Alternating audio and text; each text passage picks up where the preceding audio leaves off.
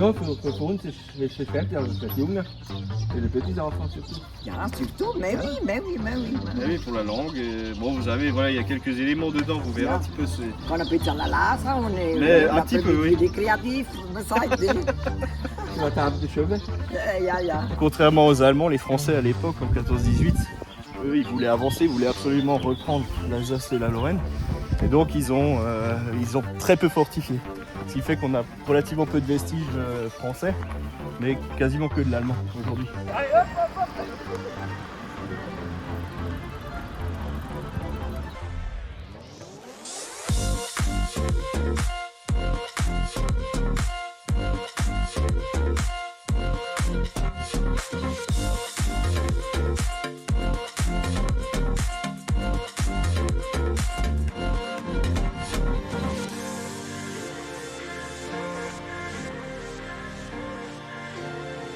Bonjour à tous, aujourd'hui on se retrouve dans la 68-6 dans la ville de Kingersheim et on va directement retrouver notre conseiller municipal Laurent Roth. A tout à l'heure.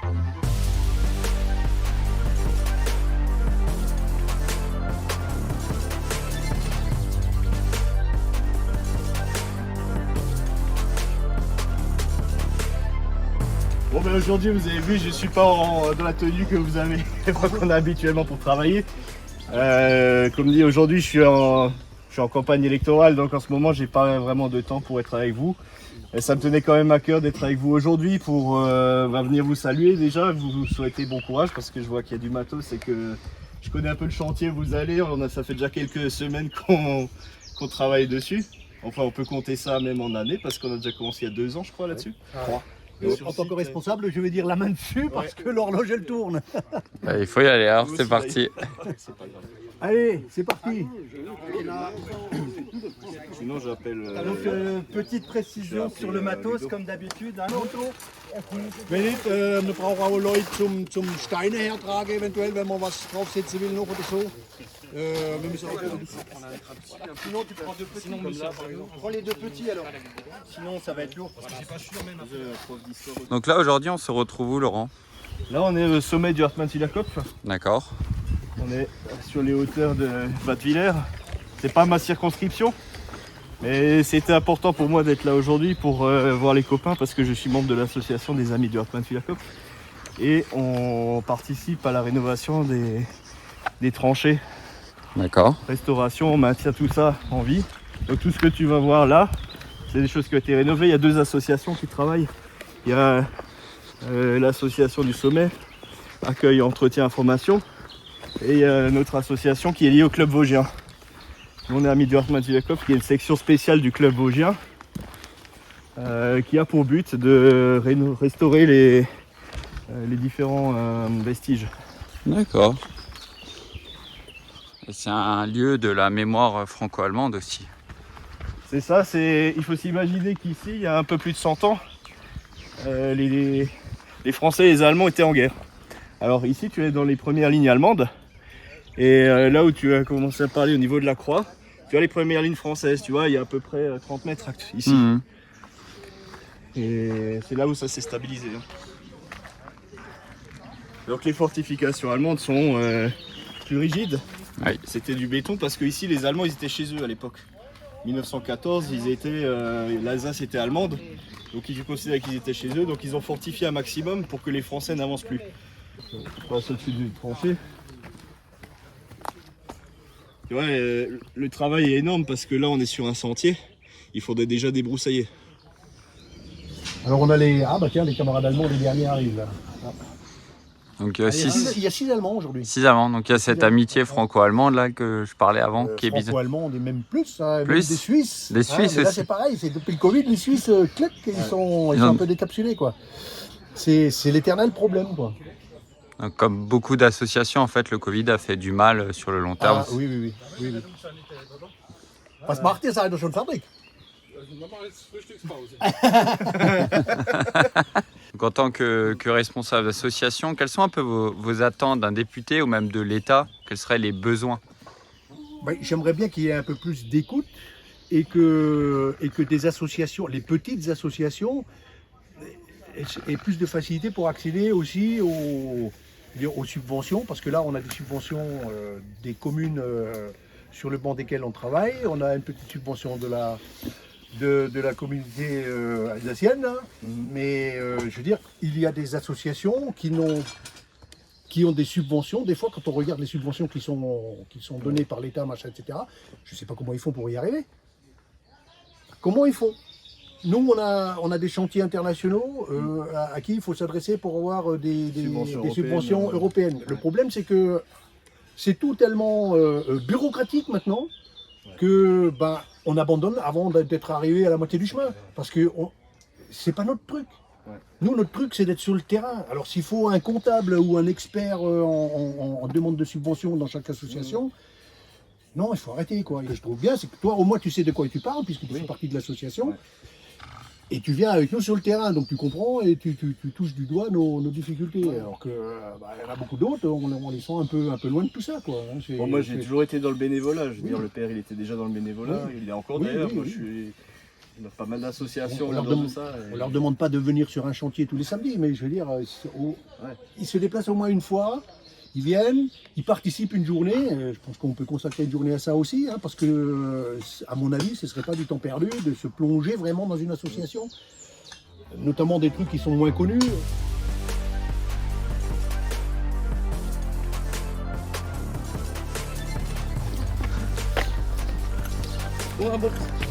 Bon, on attend quoi la sortie de l'école?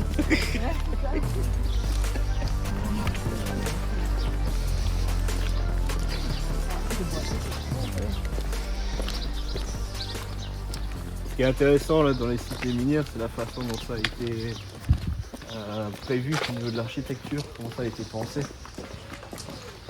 Parce que il y a toujours des grands terrains qui permettaient à l'époque de faire pousser plein de choses. Tu pouvais avoir ton propre potager. À l'époque, il n'y avait pas de jardin privatif comme ils ont actuellement. Ils avaient des potagers, il y avait des poules qui couraient.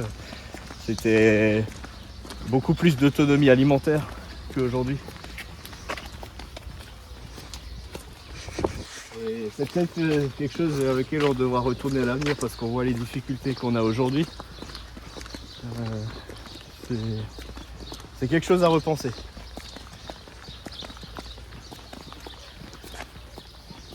A priori, hein. A priori. Qu'est-ce que vous en pensez de tout ça, l'Alsace? On est là, ben on peut pas chercher ailleurs. Nein, dit es geht. Ich bin da, bis ich die Augen zuschauen, dann sind immer mehr aufgestanden. Ja.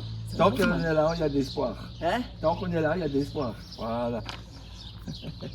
Ja, on peut pas faire comme on veut. Ja, für uns ist es fertig, also für die Jungen et les petits enfants surtout. Ja, surtout, mais oui. Oui, pour la langue. Bon, vous avez, voilà, il y a quelques éléments dedans, vous verrez un petit peu. Quand on peut la lasse, on est un petit peu, oui. Des créatifs, vous savez. Tu vas table de chevet. Ja. Donc voilà, c'est moi. Pardon, Ah, ça y est, vous voulez pas de moi, d'accord, Vous devez j'ai le compris. ramasser. Je vous remercie infiniment. Moi, le vélo, ça s'arrête à On a un bon rythme.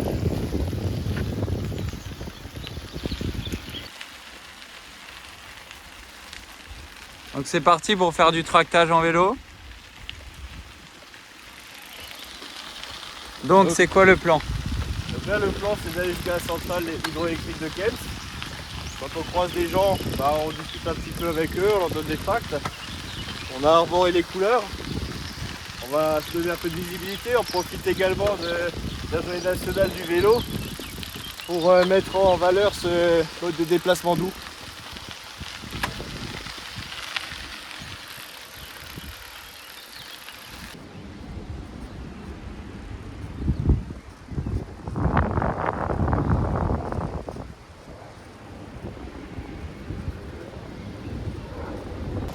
Donc là on se retrouve sur le canal d'Alsace. Est-ce que tu peux rappeler la production hydroélectrique en Alsace? Actuellement, c'est 60% de la production électrique qui vient des barrages. D'accord. Ça fait partie des énergies de demain en Alsace. Hier, d'aujourd'hui et de demain. Tu vois, je les ai grugés, j'arrive à la majorité présidentielle, mais je viens d'en avoir un de la majorité présidentielle. Ils font « Ah mais non, lui c'est un dissident. » Ah bon, vous avez voté alors entre vous ou quoi? Ils me font... Ils osaient pas me répondre quoi, mais je dis bah dites-le, c'est Macron qui a décidé. Ils font ouais, bah, je dis ok, bah ciao. C'est Paris qui décide comme d'habitude dans Ouais, ce genre ça. de parti. C'est ça le problème. C'est... Allez, Jean!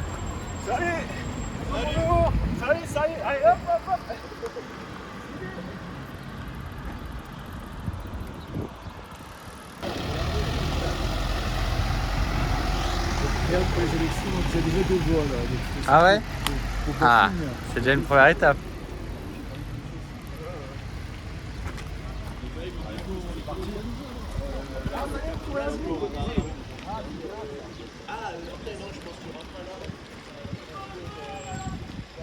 On se retrouve maintenant à Wittenheim en fin de journée, après une journée bien chargée. Ce matin, on était du côté d'Hartmannswerkhof avec quelle association pour moi? Les amis du Hartmannswerkhof. Dont tu es toi-même membre. Puis nous sommes allés faire un peu de boitage. Dans quel coin? On était à Sainte-Barbe, à Wittenheim. D'accord. Cité Sainte-Barbe, cité minière. Et cet après-midi, nous sommes allés du côté de La Kems. à Kems, ça, à la centrale hydroélectrique, pour un peu de boitage et surtout à la rencontre de tes concitoyens. C'est ça. Je te On a fait un remercie peu de pour sport. cette journée.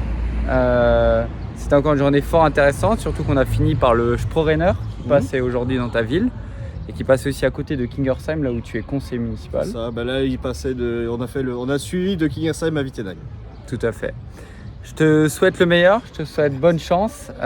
J'ai espoir et je le sais qu'on va y arriver le 12 et le 19 juin. N'oubliez pas, il y a un seul vote utile, c'est Laurent Roth. Et maintenant, je vais te laisser le petit mot de la fin. C'est ça, bah les 12 et 19 juin, je vous invite à voter pour moi.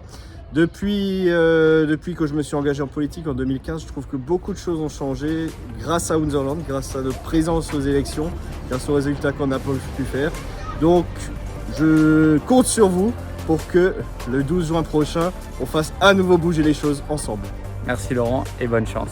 On se retrouve dès demain dans la 68.5 avec Régis Bachoun. À demain.